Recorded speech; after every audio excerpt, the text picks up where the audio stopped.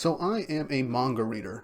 Shocking, I know, but the thing is, over the last 2-3 years, I have gotten very invested in a lot of different manga series to the point where I've caught up with them and I've been reading them upon their initial chapter releases. As you've seen, I've done a multitude of videos like on Blue Exorcist, Twin Star Exorcists, Mashal, Chainsaw Man, and Undead Unluck, just to name the ones that are more prominent and that I can name off the top of my head. But there's a manga series that I have been caught up on for the past few months, but I've been putting off making a video on it due to the fact that I've not had the time to sit down and record. But this type of video is more of a really quick summarization of why you should give this series a chance. And believe me, this series is just insane. So before we get into the actual video, don't forget to like and subscribe and hit the notification bell for updates on future videos. It really does help. And don't forget to check me out on Instagram and Twitter to see when I upload next, or when I am speculating on what other video I'm planning to do, as I am getting more active on my social medias as of recently. So check me out over there, and let's hit that intro and get the video started.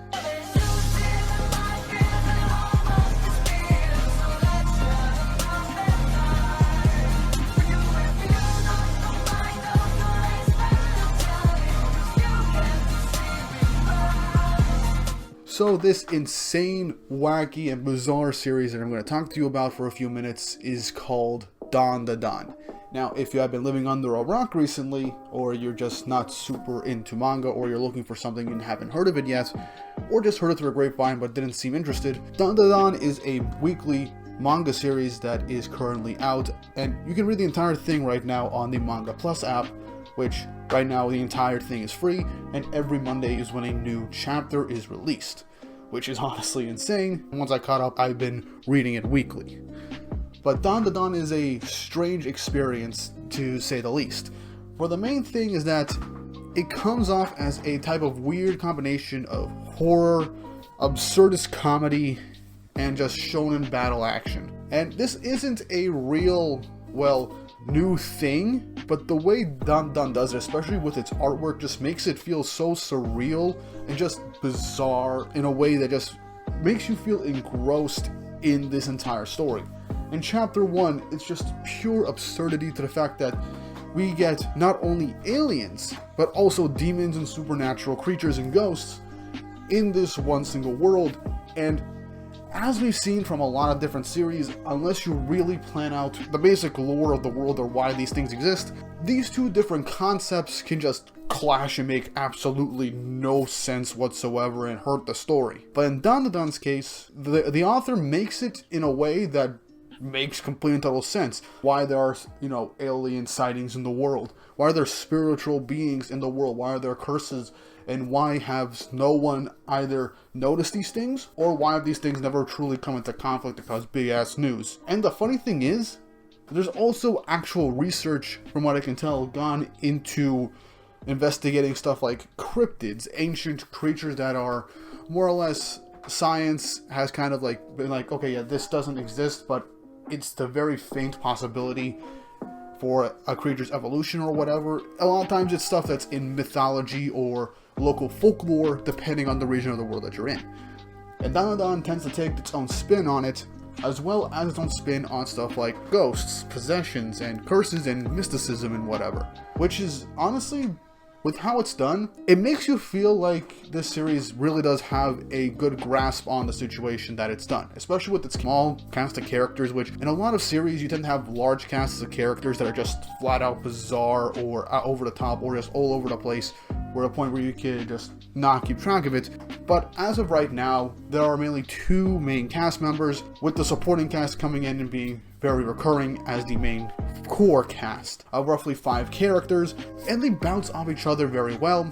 And there's even a nice little romance between the two main leads, which is honestly not that bad and honestly kind of wholesome as well. How it balances these characters in this bizarre, absurdist world is just something that I've come to really appreciate, because these characters are grounded in reality. They're like regular people, and they're reacting to these different situations, and with their innate gifts due by circumstances or by natural talent, they've somehow managed to start fighting these bizarre creatures, whether it be ghosts or supernatural beings, or, like I just mentioned earlier, aliens from another planet. Now, I've been noticing that I've kind of been using a lot of out of context summaries and panels from the series, but I just want you guys to experience this, well, experience for yourself, as this is something that I don't want to spoil for anybody, like, at all. And it's just a really nice experience.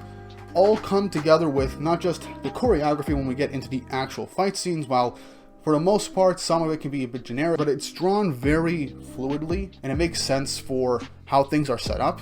But it's elevated even better with the actual artwork that we have seen in this series. And I gotta admit, Dandadan's artwork is just freaking incredible.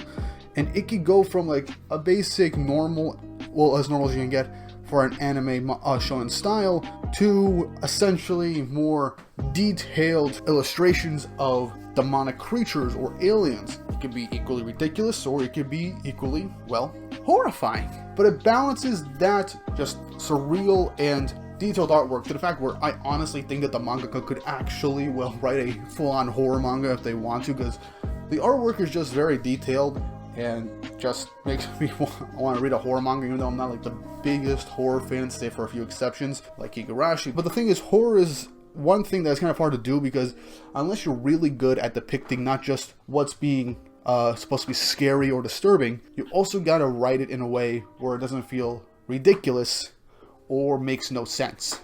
But Dandadan, it's ridiculous. It makes no sense upon first viewing. Overall, it's just ridiculous and absurd comedy in random parts of the story, despite there being serious moments, flat out character altering and maturity for the characters that this whole world and everything just thrusts upon these guys. And the way it's balanced out, not with just the character development and writing, but also with how you balance like the more serious and horrific tones of what you're going for with like a supernatural or demonic entities, with just pure absurdist comedy. It should not work. It really should not work, especially with how often we get like jokes or slapstick comedy in this series. It works, surprisingly, despite you getting these types of jokes like multiple different times, just weird choices of jokes or dialogue that just make you burst out laughing. It doesn't take itself less seriously when it gets to the more emotional or serious aspects. Right now, I'm not going to spoil the current arc, but the current arc is probably one of the darkest points in the series that recently ended with a relatively dark character.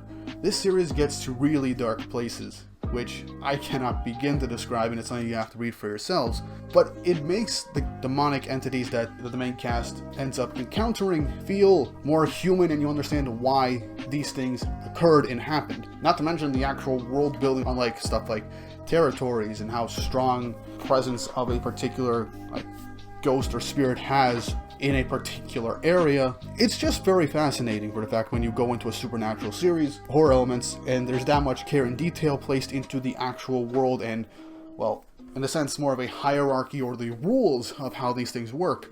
And for a series that's trying to balance horror and comedy as well as like slice of life aspects in between, it's honestly something that's fresh in my opinion. Now, there are a lot of series that do try and emulate this to varying degrees of success or failure, but I think Dandadan just hits that sweet spot where it's just equally as absurd as it's also incredibly like surreal in just how nice it looks and how well it's written. And I did briefly mention the characters a little bit, but I don't want to mention too much about the main cast, as that's something I really want you guys to read for yourselves. The main cast of Momo and Okaran, these two have like a really nice chemistry, as well as Momo's grandmother, who is a spirit medium where Momo gets her powers from. And Okaran, well, I'm just not going to spoil how he gets his abilities, but they are sick and badass. But these characters have really nice dynamics, especially when more main core cast members start coming in. And like I said, it's not a lot. At this point, it's like 5 or 6 main cast members, with a few side characters cycling in and out when needed.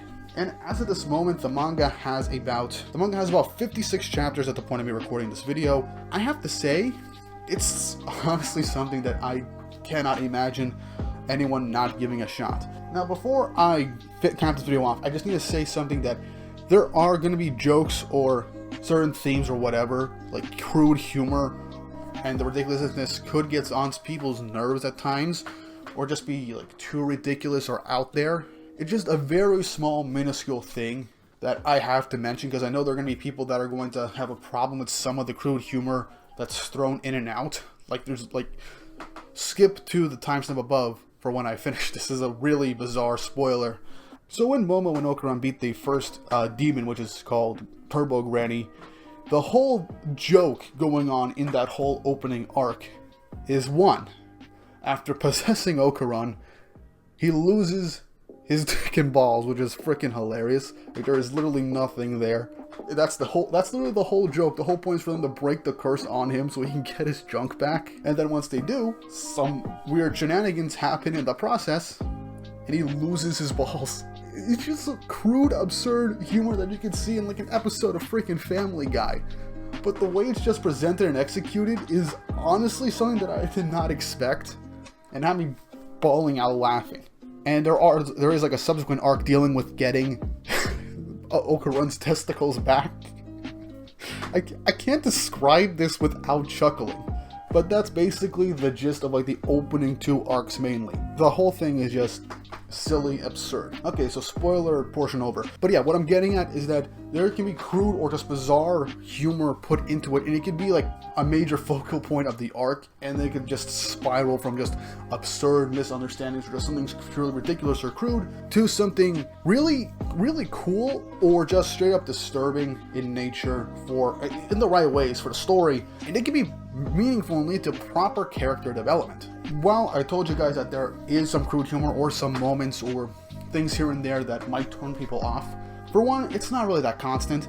It's more like a running gag that's mentioned, but never really, well, put on fully to the point of it being just outright disturbing or just uncomfortable.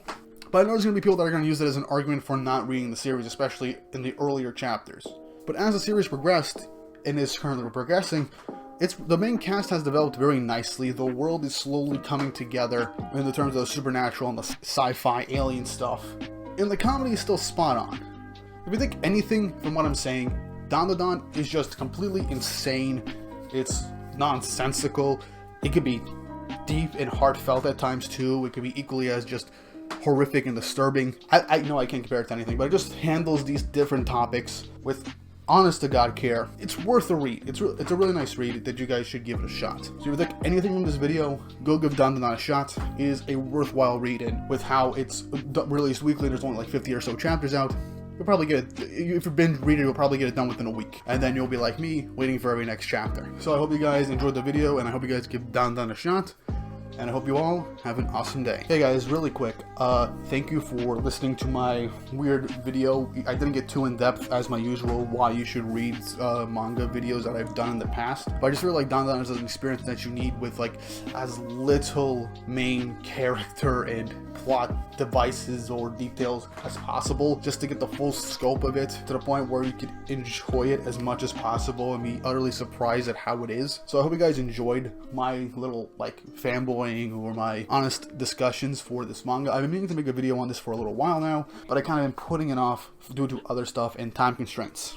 But if you enjoyed this video and want to see more stuff like this, please leave a like and subscribe to the channel and hitting the notification bell to be updated on future videos. It really, really does help. Leave your comments down below on what you thought of the video, and if you're going to read Dandadan yourself, or if you have, and let me know what you think of Dandadan as well.